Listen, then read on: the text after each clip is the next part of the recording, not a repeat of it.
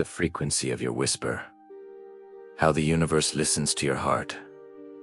The hidden language of the soul. We live in a world that is obsessed with noise. We are told that if we want something, we must shout for it. We are told that if we want to be heard, we must be the loudest person in the room. But the soul knows a secret that the ego can never understand. The universe is not moved by the volume of your voice. It is moved by the vibration of your heart. Think about a piano. If you press a key at one end of the room, a string on a guitar at the other end might begin to vibrate in sympathy. They are not touching. There is no visible chord between them. They're simply in resonance. This is exactly how you interact with the fabric of reality. You are not a seeker trying to find something outside of yourself. You are a transmitter. Every second of every day, you are broadcasting a signal. You call it your mood or your thoughts.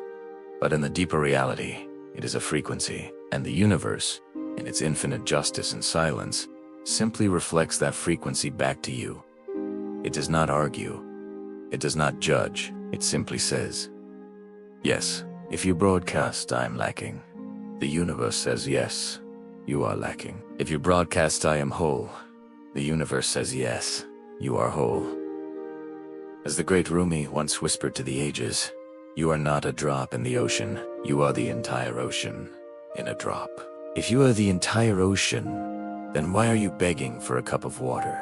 The secret to changing your life is not in working harder to change the outside. It is in fine-tuning the whisper of the inside until it matches the music of the stars. The mirror and the dust. Imagine your heart as a mirror. Originally, it was created perfectly pure, shining, and capable of reflecting the light of the divine without any distortion. But as we walk through this life, the mirror begins to collect dust. The dust of disappointment, the rust of anger, the thick fog of constant judgment. When you try to manifest a better life while your heart mirror is covered in dust, the reflection becomes blurred. You say the words of abundance, but the mirror reflects back the image of your internal clutter. This is why so many people feel that the law of attraction doesn't work for them. They are trying to paint a beautiful picture on a dirty canvas. In the ancient wisdom of the seekers, the first step was never acquisition. It was purification. You do not need to add anything to your soul to make it powerful. You only need to remove the things that are blocking its light. You must stop identifying with your wounds. You must stop telling the story of your pain as if it is your name. Rumi reminded us, the wound is the place where the light enters you. But if you keep picking at the wound, if you keep describing it to everyone you meet, you are staying at the frequency of the injury. To heal and to attract a new reality, you must move your focus from the crack to the light that is coming through it. When you clean the mirror of your heart through silence and gratitude, the universe doesn't just give you things, it begins to shine through you. Your life becomes an effortless reflection of that internal clarity.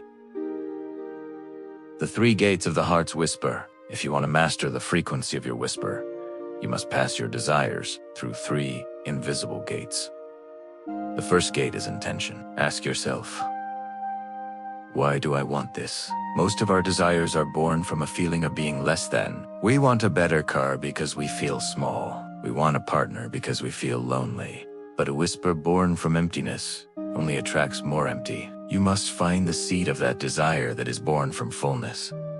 Do not seek a partner to fix your loneliness. Seek a partner to share your joy. When the intention is pure and self-contained, its frequency becomes a laser beam that cuts through the noise of the world. The second gate is certainty. Doubt is like static on a radio. It creates a choppy signal that the universe cannot lock onto. Most people pray with a question mark at the end of their sentence. Please give me this, if you can. But the masters of the soul speak with a period. They don't ask, they align. Certainty is the quiet confidence of a seed that knows it will become a tree. It doesn't struggle. It doesn't check the soil every 5 minutes. It simply rests in the frequency of becoming. The third gate is contentment. This is the most difficult gate for the modern mind to understand.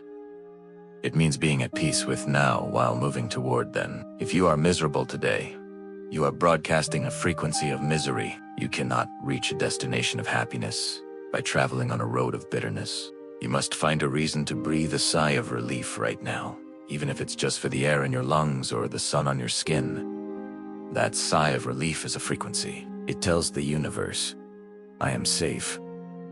I am provided for. I am ready for more.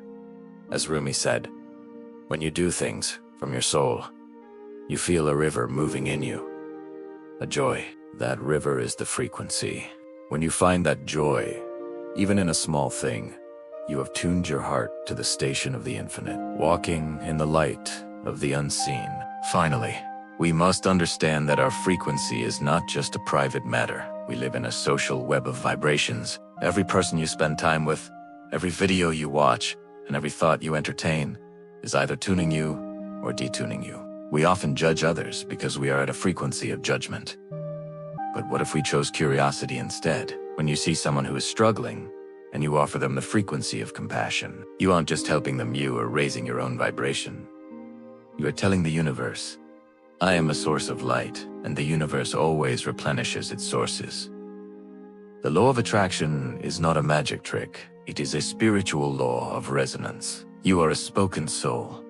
Your voice is the outer shell, but your heart is the engine. Do not let the world's chaos dictate the music of your heart. In the deep hours of the night, when the world is quiet, that is when your whisper is loudest. Use that time to speak to the unseen, not with words of complaint, but with the vibration of love. Do not ask for the world to change for you. Change your frequency, and watch as the world has no choice but to match the beauty of your soul.